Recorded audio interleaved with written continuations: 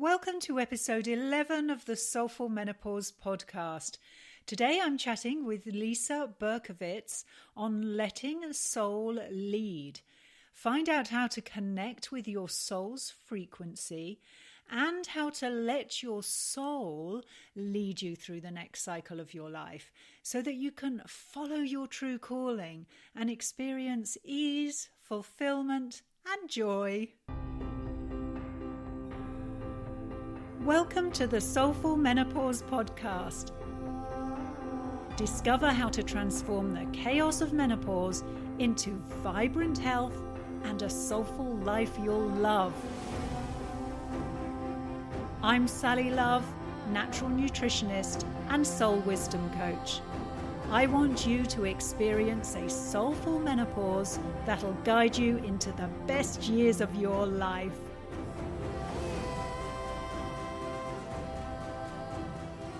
Welcome back, gorgeous goddess. It's so lovely to be speaking with you, and thank you so much for listening.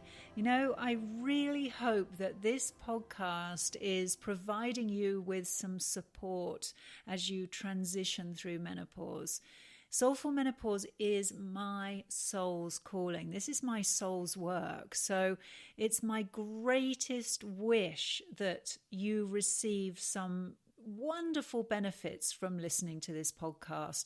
So please do get in touch to let me know, what's been the most helpful for you so far? Is there anything else you'd like to hear from on this podcast?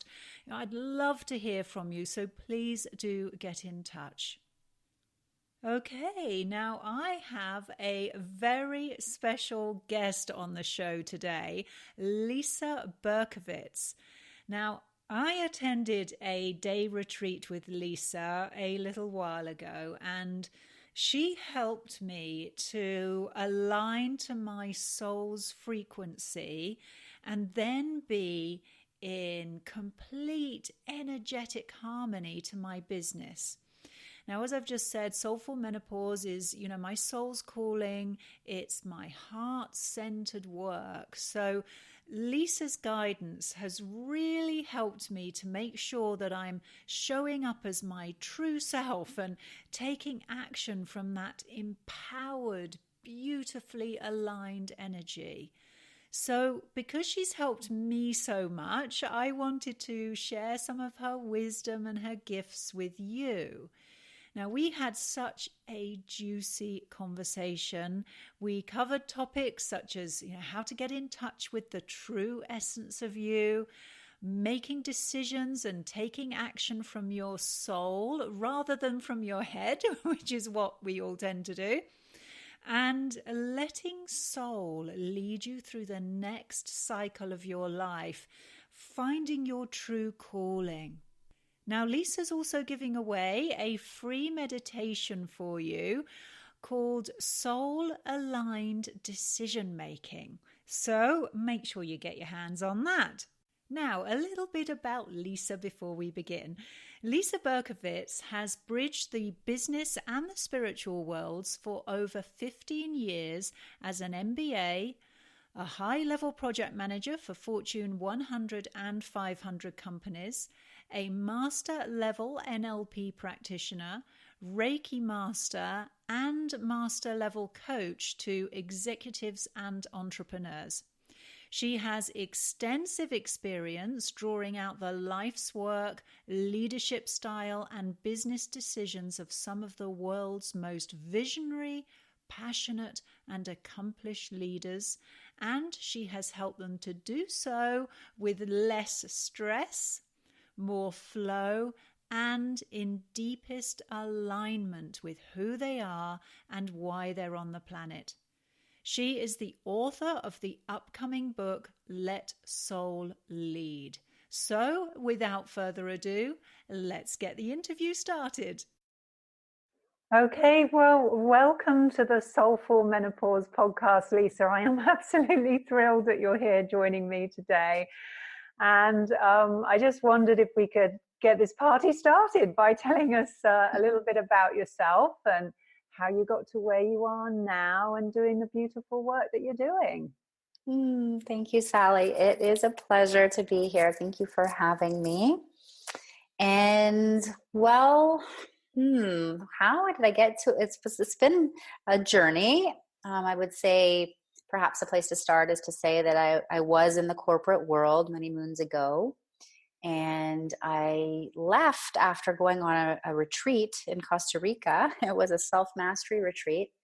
And I had this vision and this guidance to leave my job, and that I would be traveling the world and teaching and speaking and writing. And that was a number of years ago now, and it is what I have lived into. But at the time, I didn't know exactly what that was going to look like. So I basically went back to work and gave my notice, and I left, and without knowing exactly what I was going to do. And Wow. in that decision that I made, I found myself in a space where I took a little bit of a sabbatical. I thought, I'll take 6 months off and just kind of travel and rest and take a little bit of a break, figure out what I'm going to do. And at the time, my sort of burning question, what I knew was I wanted to do more of what I love. I knew that also I wanted to thrive at what I love. I worked in corporate, I had a well-paying job, and I certainly didn't want to take a step backwards that way. So I knew this burning question, how do I get paid to do what I love, was really central to choosing the right thing next for me. And over time, as I, the twists and turns of my journey brought me through different lessons and so on to get me to where I am today. I've been doing what I do for 9 years now. What I've come to is that we're all meant to thrive at what we love. That is actually the hallmark of the soul and our soul's true work. And so that's really what I do. I call myself a soul attunement coach, is one of the things it's not really one title that would describe what I do. It's quite multidimensional, but that's one way to say it. Is I really somebody recently called me a soul whisperer. I'm really helping people dial into their soul, their soul's knowing, their soul's truth, and their soul's frequency. I think of the soul as a specific energy that we each are before we even become, before we come into human form. We're a soul, and our soul has an energy. And what we're here in this world to do is bring that energy out into the world so that people can see it. And it's not just hidden away inside. So that's what I do as a soul attunement coach. I help leaders, particularly ones who feel they're here to do something purposeful in this world, to do it fully from their soul's blueprint and do it with joy. Because they're synonymous. What your life's work and what you're meant to be doing is what lights you up, what brings you joy, what you feel you can do with ease. You can do it all day, every day, gives you energy, and you would do it for free. So that's kind of, in a nutshell, what I'm doing. Oh, how wonderful. I love what you said there, that we're all meant to thrive, and we are. And I think we can very easily forget that, and like, you've come from the corporate world, you probably experienced getting caught up in all of the busyness and the need to prove yourself and the need to go out there and make things happen and get the sale or whatever it is. And you get caught up into that rat race world in a way that you can really lose a sense of yourself, can't you? Mm-hmm. Yes, you can, very quickly and easily. Especially, I work with a lot of really sensitive souls, highly sensitive people, men and women. And when your constitution is energetically sensitive and you feel a lot of things, and you're the kind of person who can walk in a room and sense what's going on, even other people aren't aware of it, but you are, or somebody's saying one thing, but they're feeling something else. Particularly those kind of people, because we can feel so much, and being able to tune into the soul and its truth and its guidance is priceless in this world, as things are very intense at times and moving very quickly. We're shifting consciousness on this planet a lot right now. Absolutely. So I just wonder if you could tell us a little bit more about tuning into your soul's frequency, and actually even a step back from that, what is your soul's frequency, and how do you get to listen to it? Yeah. So, what it is, I kind of alluded to it earlier.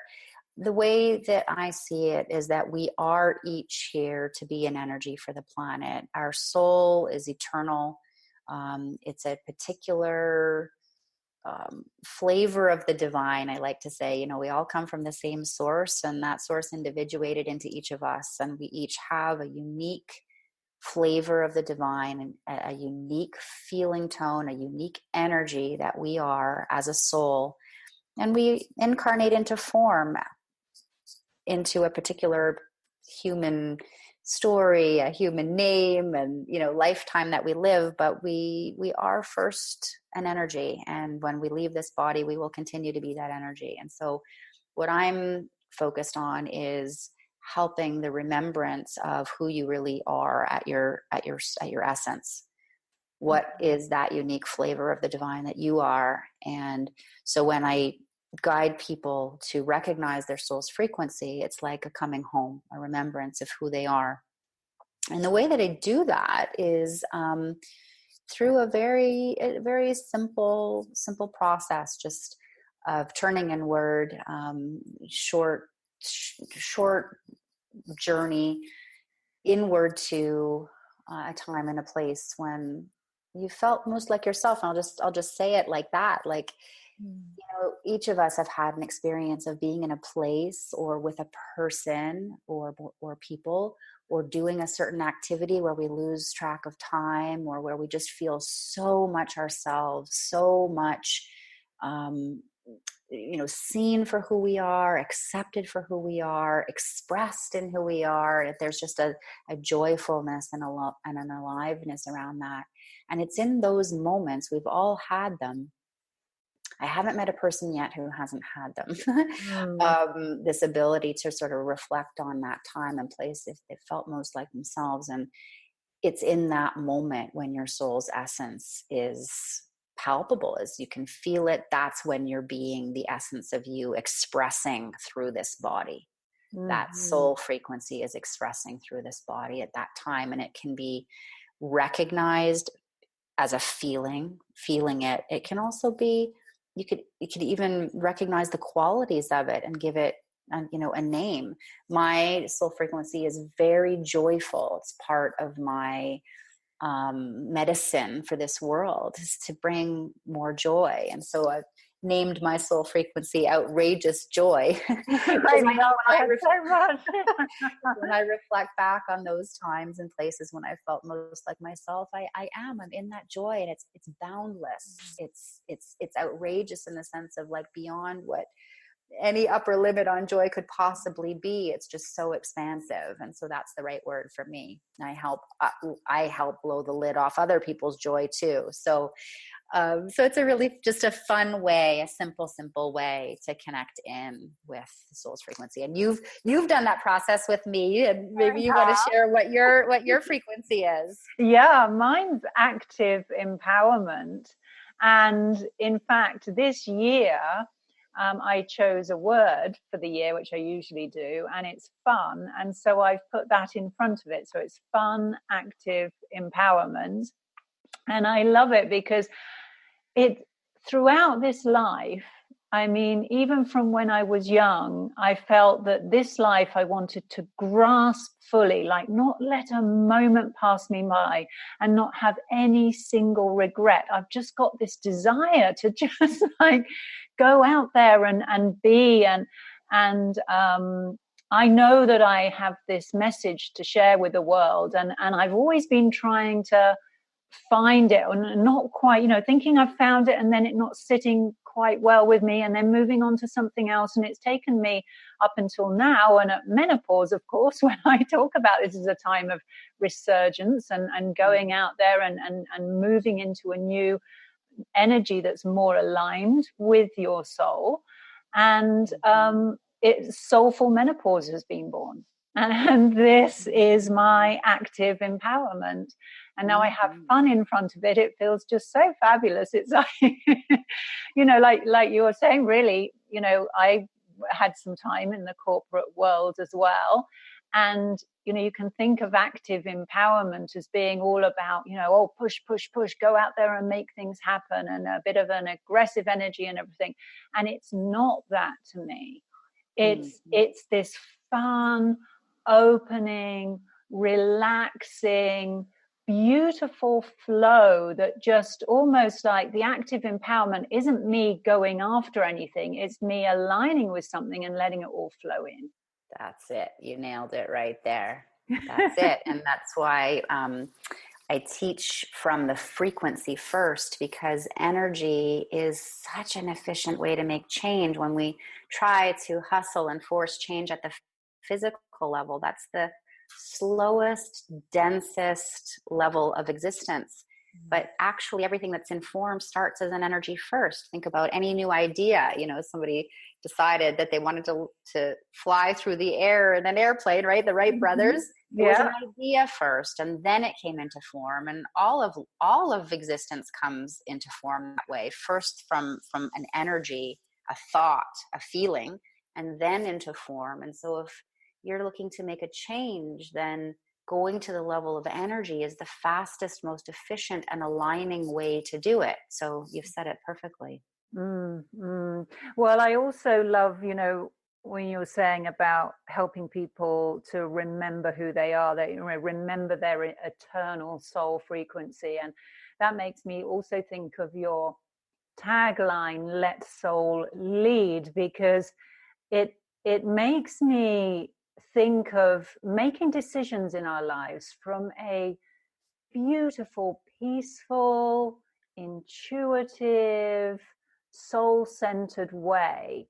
And that's the feeling that I'm getting from what you're talking about. It's this beautiful, you talked about it being a feeling and a quality. And so I love that tagline, "Let Soul Lead." It's maybe you want to speak a little bit about that, when it comes to making decisions in our lives. Yes. Well, it speaks to what we were just talking about before, because when we let soul lead, we lead from alignment and energy and being internally connected first, and letting that inner alignment and that inner inspiration be the place from which the next step emerges, rather than trying to figure it out in the head and sort of hustle or force our way forward. So it's pretty much the opposite of what most of us have been taught. I like to give the analogy of shifting from PC to Mac. When you change computers, right? Some of us did that. I came out of the corporate world. I always worked on PCs. I became an entrepreneur. I ended up buying a Mac, and it is just an example, right? It's not. No, me too. I've got my hand up on that one. So it's switched, yeah. And a PC has a completely different operating system than a Mac. And that is a very similar process that we go through when we're learning to let soul lead, because most of us have been taught to let the mind lead, to let our conditioning lead. We don't even realize that we're being run instead of running our own, making our own decisions from a conscious place. We're just playing things out. It's just the old way. It's the pre-programmed way or the thinking way. These are the old method, the old operating system. And when we're moving to letting soul lead and tuning into the frequency of our energy to learn how to become internally aligned, to learn how to tend to our energy first, it's flipping the whole thing upside down and a totally different operating system. And it takes practice and some, building of some muscles around slowing things down and doing inner alignment first, and allowing the inspiration to flow from there, allowing the next step, allowing the vision, allowing the knowing to emerge. That's what I mean by letting soul lead. It's a different operating system. It's more fun. And at the beginning, I want to say, at the beginning, it does take some practice and some effort to override the old tendencies that, we've taken decades to develop our way of being into now shifting to another way of being. There's some dismantling that needs to be done, but ultimately letting soul lead is lighter, more fun, more easy, more flowing.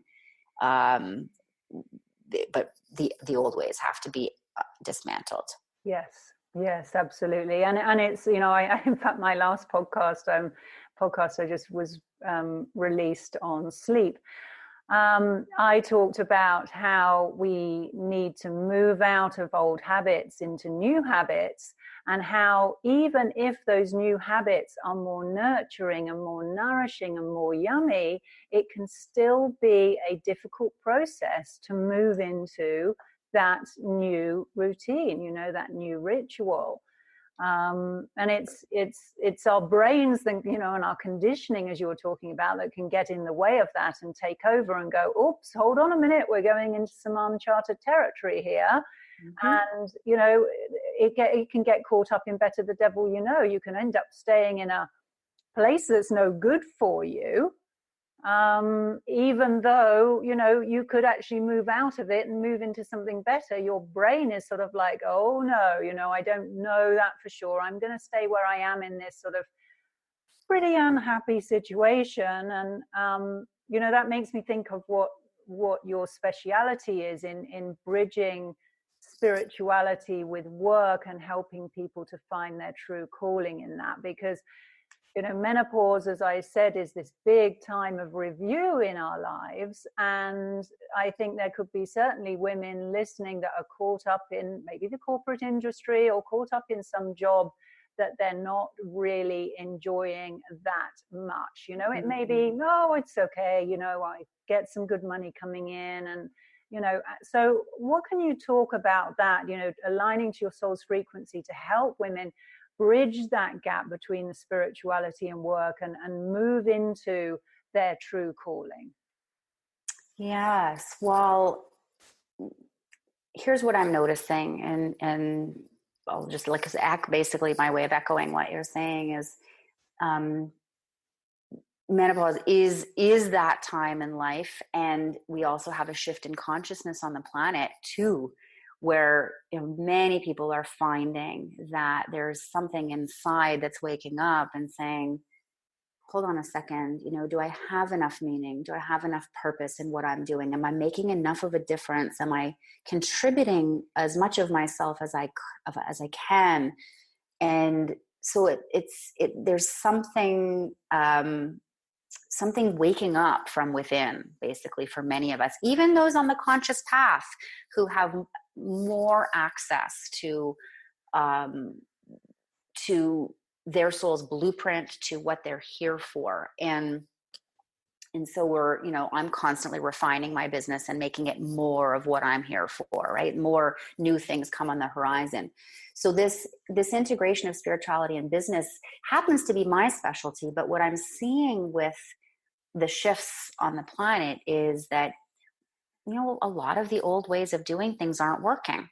They were born of a consciousness and of a time that reflected a lot of separation. And we all can just look around and see the effects of that, right? The politics needs to change. How we treat the environment needs to change, and is changing. There are, even, we don't hear it on the mainstream news, there are people doing some pretty amazing things, but we are the ones to bring forward the new solutions. And in my case, I happen to be bringing forward new solutions in business. And that's my passion. That's the heart of my passion. So I see that the future of work, where we're headed, is where it becomes the norm for work to be play, and what we love and what is easy for us and what it is fun and what is alive is the thing we're meant to be doing. It's the thing that we're meant to thrive at. So I see if when I envision the future of the economy, I literally see it like, I see it in two ways, like a party, literally like a global party. That is how I think about it. Where we're all just having fun, sharing our gifts and thriving at that, and just sharing with each other what we're each passionate about. And the other thing I think about is nature. Nature has this like perfect ecosystem that balances, and every part of nature has its role to play that no other part of nature can play. And that's also how I see the future of our economy and how we're meant to work. And that, we're actually born meant to thrive at that thing that we love, but our conditioning has been terrible for that. We're taught to suck it up and pay your dues and work hard. Yeah. Oh, like it's just terrible training. Money doesn't grow on trees. Right. Yeah. Right. And these are just beliefs, right? They're just beliefs, and they're old paradigms. They're really old ideas of the way it's meant to be. And so that's where my passion lies, in actually rewriting that story and being an example of this myself, but also showcasing and highlighting others who are demonstrating this other way of being at work and being in our joy at work, and knowing that we're meant to thrive at that. Those things like, you can't have it all, or you can't make money doing what you love. Like, it's all false. It's all false. It's meant to be the opposite. So for those who, depending on if you have a job or if you have a business, or maybe you're in transition, maybe you've been a stay-at-home mom, and, now at midlife, your kids are grown and you're wondering what to do next. Like, it depends on where you're at, right? Everybody's going to kind of be in a different place with respect to their work and livelihood and the idea of career or vocation. Wherever you're at, I would say have a look at what clues are showing up. Are you having fun every day? How much do you enjoy? And not just like, some people do enjoy their work, but they're exhausted all the time, right? So there's I have not yet met a person who didn't have room for more soul to come into their work life, their business life, their career, their relationship between work and money. Everybody has room for more fun, more ease, more enjoyment, more purpose, more fulfillment, more abundance. And so I would ask. That sounds blissful. It does. And that's how it's meant to be, right? It's like, why is that the exception? Yeah. Not for the lucky few. It's for all of us. And so that would be the first thing that I would say, is like, it's for you, whoever to each listener, right? It's for you to have that. You get to have that. And so firstly, set an intention if you'd like to.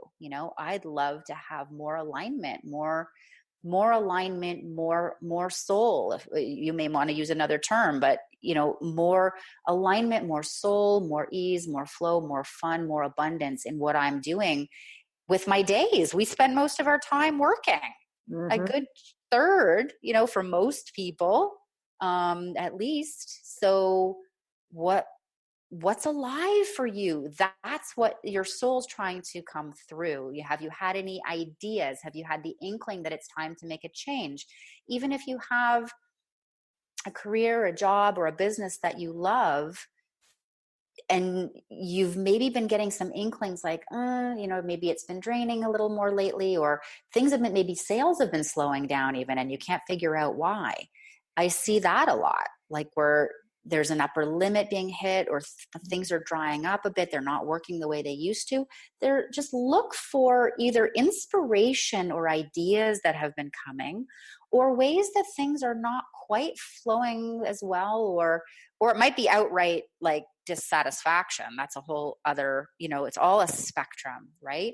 But find where you are on the spectrum and ask, or set the intention, how can I have more soul, more ease, more flow, more abundance in what I'm doing if I accept this idea that I was meant to thrive at what I love, because that is my greatest contribution. I love it. I love that question. How can I have more soul, more ease, more abundance? I love that. More fun, more play, rather than work as work. We're so used to work as work. I'm here to make it work as play be the norm. Yes. You know, what would you be doing every day, all day, if money and time were no object? It's a sort of a common, you know, you might have heard that question. It's a common question, but like, it's a real question. Yeah. It reveals something. Yeah, absolutely. And then, and if we're, because I mean, we can have this intention and we can and come up with answers for this, but then it's very easy to slip back into, oh, I can't because, or the but keeps coming up. Very, yeah. And that's the, you know, place where we need to become more conscious, awake, aware, and mindful. We are creating our reality through our beliefs, and we slip back into those old tendencies through old momentum, old beliefs, old habits, brain rewiring that's developed over the years of doing things over and over and over the same way. And when we come to this place of needing to make a change, those things need to be rewritten, and an override needs to come into place, because otherwise the old momentum can just keep us stuck in the same repetitive pattern. Absolutely. So what's your advice, Lisa, if somebody is stuck at the moment and maybe they don't know where they want to head? You know, menopause is a big time of chaos. Maybe they're sort of like feeling very lost within themselves, lost within their lives, stuck in some way. You talk about setting the intention, but is there sort of like a process you take people through? Yes, it sort of depends, you know, exactly what they're doing now. Are you working now? Are you between things, right? Either way, actually, it's really the willingness. Once you've set the intention, it's the willingness to create some space for yourself and do some things that you enjoy. So there's no way to figure this stuff out from a place of feeling really dense, really stuck, really down. It's fine. That's one of the main things that I teach. We just have to be like okay with what is. So that's the first thing that I would say, is like, just accept this is what is right now. And maybe take a little, you know, a piece of paper and a pen, a journal, whatever, and take a little time and just acknowledge how you feel and what's going on for you, and just see it and feel it, and allow it to be what it is. Because it's very, very difficult, or almost impossible, I might say, to make a change unless we can be at peace with what is. Otherwise, we're just reacting to what is and trying to get away from it. And then that doesn't work. Ultimately, it's sustainable. So that would be the first thing that I would say. It's not about trying to figure anything out yet. It's, if you're really stuck, first just really be in a place of allowing, reflecting, looking at what is. Sometimes we don't want to look because it's uncomfortable, but there's enormous liberation on the other side of being able to sit with the pain or the discomfort or the sadness or whatever it is, the stuckness, the situations you're not proud of, things you've done that you wish you hadn't done, whatever it is, right? Everybody's going to have their own version of that, but that would be, I would suggest, the first thing. And then once you kind of feel some allowing, some just letting go, some just willingness to let it be what it is, then from there you can start to ask yourself, like, what do I enjoy? And this can actually be simultaneous. This piece about what do you enjoy doing, without, this is nothing to do with what you want to do work-wise, but just generally, what do you love to do? Do you love to garden? Do you love to spend time, you know, playing with your kids or grandkids? Do you love certain kinds of music? Have you had hobbies that you haven't done in a while? Like, literally just giving yourself permission to enjoy again, or add some new things to enjoy. Maybe you do have things that you enjoy, but add some more, a new creative outlet, or just ways that you can give yourself permission to be in a lighter, more joyful experience, whatever it is. And between those two, that's just a great start. You can do them in those two. You can just do in parallel. Be willing to be with what is, and then be willing to give yourself permission to have a little more of what you love to do, whatever that is. And from that space, your energy starts to shift. It's not quite so stuck when you're allowing. And when you add in a little more fun and connection with people, your favorite people, or your favorite things to do, your energy field starts loosening up. And then you're in a better space to start reflecting on questions like, gosh, if I could do anything, what would it be? Or, that's a really big blue sky question, or even just start to reflect, well, what do I really love about what I'm doing, and what do I not enjoy so much? And see what refinements can be made there. It's very hard to say, we're in a general conversation here. Yeah. Obviously everybody's going to have a little different, right? But I trust people can take this and make it theirs. Once you've loosened up those energies, then you can start to get into these questions and just reflect, what is working? And what would I love to be doing even more of if I could?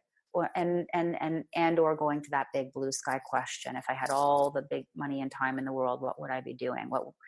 Whether I got paid for it or not, this is how I would spend my days.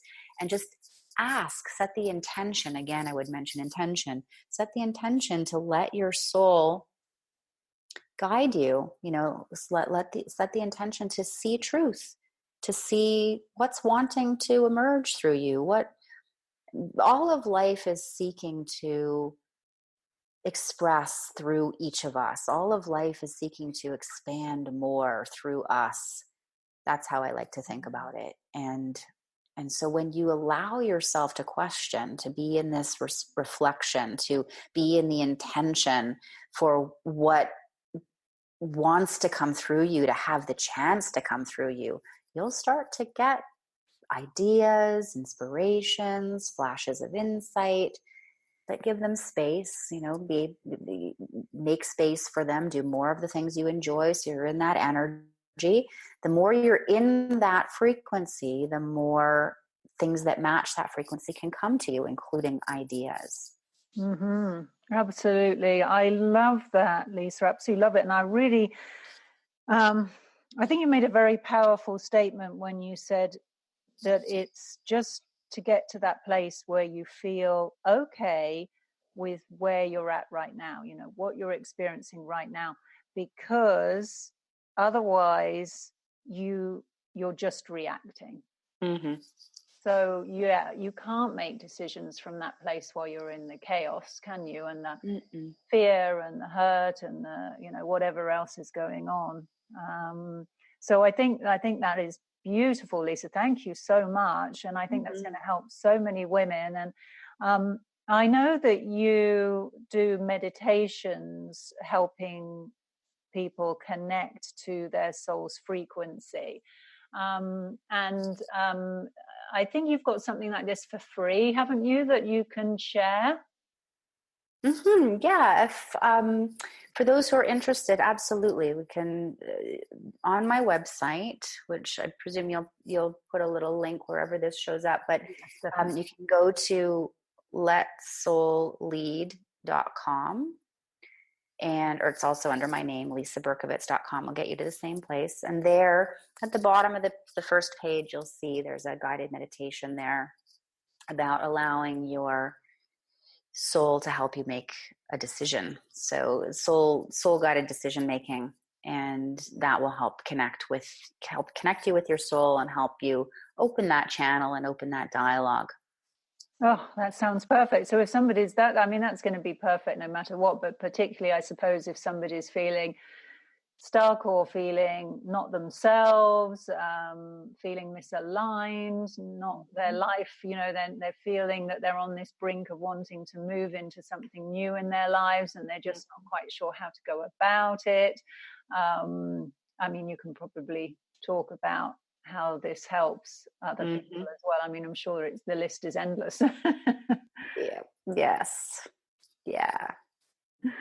Fantastic. Okay, so letsoullead.com, and on that is that guided meditation to help you align to your soul and make a decision. Was it you were saying? Sorry. Yeah. Soul aligned decision making.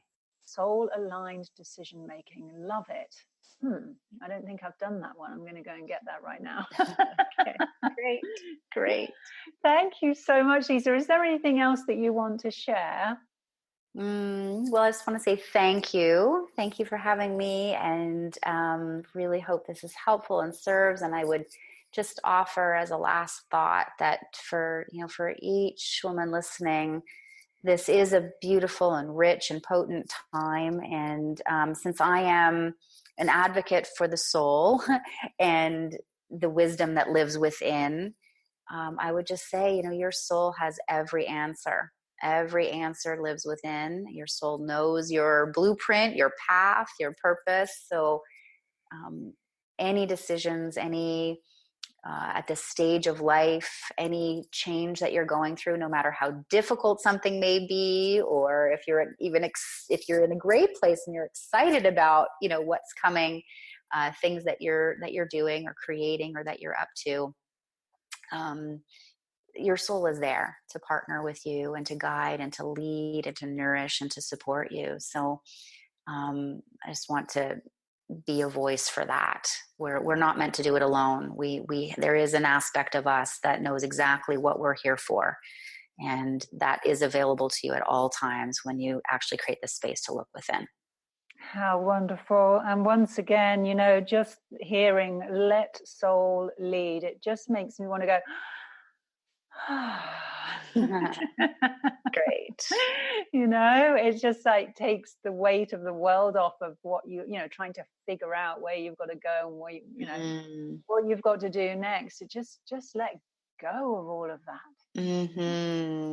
Yes. Oh, thank you, Lisa. You do some really valuable work, and I'm so grateful that you were able to come on and chat with us here today. Thank you so much. You are so welcome. It's my pleasure, my joy. I'm very grateful to you for the beautiful work that you're doing. And yes, sending love to everybody who's listening. So to get a free copy of Lisa's soul-guided decision-making meditation, head to letsoullead.com. That's letsoullead.com. I will actually also put that link in the details section of this podcast episode, but you can also get hold of it from my website, soulfulmenopause.com. Head to the podcast tab, and then underneath the podcast section, there are all the links to all of the shows in there too. To find out more about how you can live a soulful menopause, please visit soulfulmenopause.com. I'm really looking forward to being with you again soon. Bye for now.